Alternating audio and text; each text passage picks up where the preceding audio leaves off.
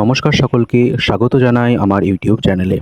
বাংলা ভাষায় সকল প্রকার আপডেটসের জন্য চ্যানেলটিকে অবশ্যই সাবস্ক্রাইব করে রাখবেন এবং ভিডিওটি ভালো লাগলে ভিডিওটিকে লাইক করবেন।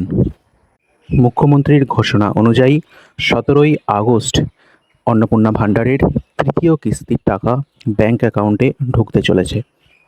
আসতে চলেছে কিছু নতুন শর্তাবলীও। তিনি জানিয়েছেন 10ই আগস্ট অন্নপূর্ণা ভাণ্ডারের জন্য যে নতুন শর্তাবলী আসতে চলেছে সে সম্পর্কে জানিয়ে দেওয়া হবে। তাহলে 17ই আগস্ট কাদের কাদের ব্যাংক অ্যাকাউন্টে ঢুকতে চলেছে টাকা?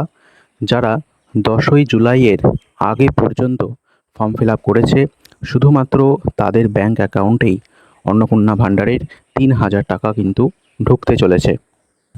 তার পরবর্তীতে যারা আবেদন করেছে, অর্থাৎ 10ই জুলাইয়ের পরে যাদের আবেদন হয়েছে তাদের টাকা কিন্তু আরও পরে ঢুকবে, এমনটাই কিন্তু জানানো হয়েছে।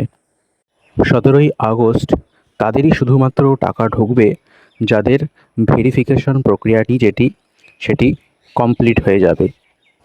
এখনও পর্যন্ত মোট আবেদনকারীর সংখ্যা 2 কোটি পেরিয়ে গিয়েছে এবং স্ট্যাটাস চেক করাও এখন কিন্তু আর সম্ভব হচ্ছে না। 31শে জুলাই পর্যন্ত আবেদন গ্রহণ করা হয়েছে অন্নপূর্ণা প্রকল্পের। যাদের এবার টাকা ঢুকবে না এবং যারা 10ই জুলাইয়ের পরে আবেদন করেছে তাদের যথাসম্ভব এর পরের মাসে টাকা ঢোকার সম্ভাবনা রয়েছে, এমনটাই কিন্তু মনে করা হচ্ছে। কী নতুন শর্তাবলী আসতে চলেছে সেদিকে সকলেরই নজর রয়েছে। সেই শর্তাবলী অনুযায়ী অনেকেরই নাম বাদ যেতে পারে, তো সেদিকেই সকলের নজর রয়েছে।